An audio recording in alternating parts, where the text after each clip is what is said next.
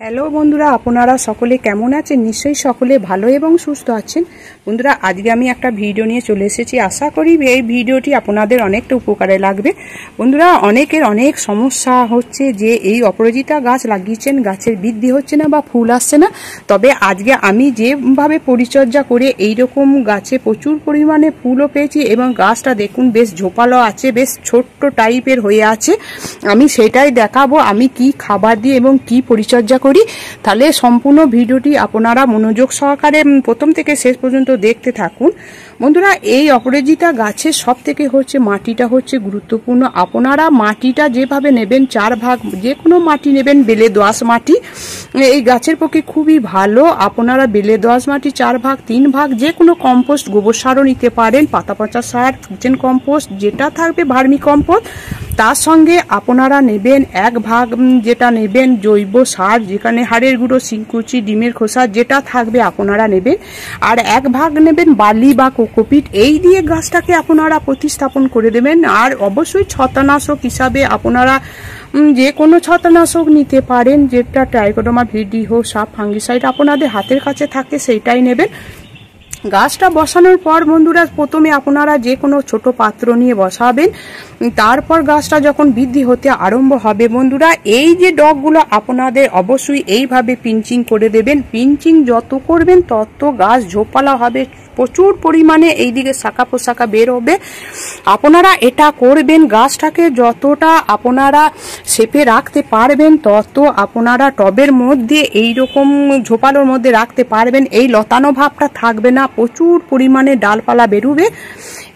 এরপর যেটা করবেন বন্ধুরা, গাছটা যখন বড় হয়ে যাবে তখন আপনাদের অবশ্যই একটা অন্য পাত্রে তুলে রিপোর্টিং করতে হবে। সেটা আপনারা গামলা টাইপের গাছও টবও নিতে পারেন বা অন্য যে কোনো পাত্র নিতে পারেন।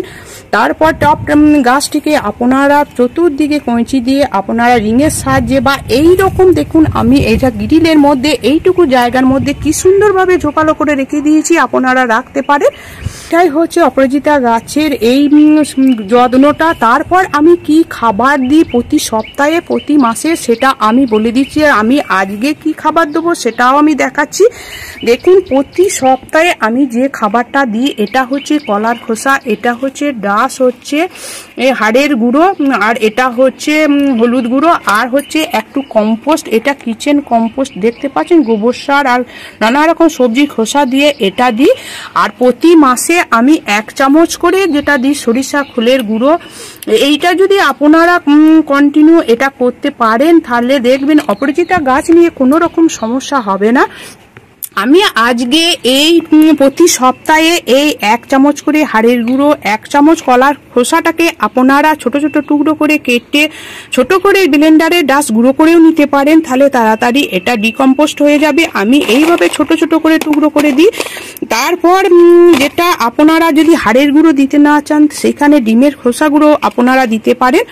তার আগে দেখুন এইরকম টবের দেখুন আমি সাইডে এইরকম সবজির খোসাগুলো দিয়ে দিয়েছি এবং এই সাইডে এইভাবে দেখুন আর একটা দেখাচ্ছি। দেখুন, আমার দেখাতে একটু অসুবিধা হচ্ছে, গাছের গোড়ার মাটিতে দেখুন আগে আমি খুঁড়ে নিয়েছি। খুঁড়ে নেওয়ার পর আমি এইখানে 1 চামচ করে হাড়ের গুঁড়ো আর এই যেটা হলুদ গুঁড়ো আমি এইভাবে দিয়ে দেবো। এই সাইড দিয়ে অবশ্যই দিয়ে দেবেন। এই গাছের প্রিয় খাবার হচ্ছে ফুল আনার জন্য, গাছটাকে হেলদি রাখার জন্য এই হাড়ের গুঁড়ো। তারপর দেবো এই শুকনো দেখুন এই কলার খোসা, এইভাবে দিয়ে দেবেন। তারপর দেবো এইভাবে এই যে কোনো কম্পোস্ট, গোবর সার বা ভার্মি কম্পোস্ট, কিচেন কম্পোস্ট আপনারা দিয়ে দিতে পারেন। যেহেতু টবটা আমার একটু ভেতরে আছে, দেখাতে অসুবিধা হয়ে যাচ্ছে, আমি মুখে বলে দিলাম, সেটাই আপনারা সেটা করবেন। মাটি তৈরি থেকে আরম্ভ করে সমস্ত টিপসটা আমি বলে দিলাম। তারপর এই মাটিটাকে অবশ্যই আগে থেকে খুঁড়ে নেওয়া হয়েছিল, এই মাটিটা এইভাবে চাপা দিয়ে দেবেন। আর অবশ্যই আপনারা এই টব গাছটিকে কীটনাশক প্রতি সপ্তাহে প্রয়োগ করবেন, সেটা নিম কীটনাশকই হোক, ভিনিগার সেটাও করতে পারেন। ভিনিগারও আপনারা এই গাছের গোড়ার মাটিতে যদি প্রতি মাসে 1 চামচ করে লিকুইড ফর্মে দিতে পারেন সেটাও খুব ভালো হয়, আমি সেটা দিয়ে থাকি। ছত্রাকনাশকটা মাসে একবার প্রয়োগ করবেন। এই ছিল অপরাজিতা গাছের আজকে আমার দুর্দান্ত টিপস। আপনারা যদি লাগিয়ে থাকেন, সমস্যা যদি হয়, আর সমস্যা যদি নাও হয়, এই টিপসগুলো আপনারা দিন। এই খাবারগুলো প্রতি মাসে মাসে প্রতি সপ্তাহে দিন। আর লিকুইড খাবার হিসাবে আপনারা সবজি খোসার তরল, তারপরে যেটা গুটি ভিজানো তরল, এইগুলো সরিষার খোলে ভেজানো তরল, এইগুলো আপনারা অল্টারনেট করে দিতে পারেন। আমি এইভাবে দিয়ে দিই। তারপর আমার গাছটা বেশ ভালো আছে। তাই ভিডিওটি যদি ভালো লেগে থাকে প্রচুর প্রচুর লাইক করবেন, কমেন্ট করবেন এবং সাবস্ক্রাইব করে আমার সবুজবিলা ইউটিউব চ্যানেলের পাশে থাকবেন। আমার গাছে প্রচুর ফুল ফুটেছিল, কিছু ঠাকুরের চরণে তোলা হয়ে গিয়েছে। এইখানে একটা বীজ রেখে দিয়েছি। অতিরিক্ত যখন বীজ হবে অবশ্যই বীজগুলোকে ছিঁড়ে ফেলে দেবেন, না হলে কি হবে, এই সমস্ত এই গাছের শক্তিটা বীজের মধ্যে থাকবে, তখন গাছটা বৃদ্ধি কমে যাবে, ফুল আসা বন্ধ হয়ে যাবে। অবশ্যই করবেন।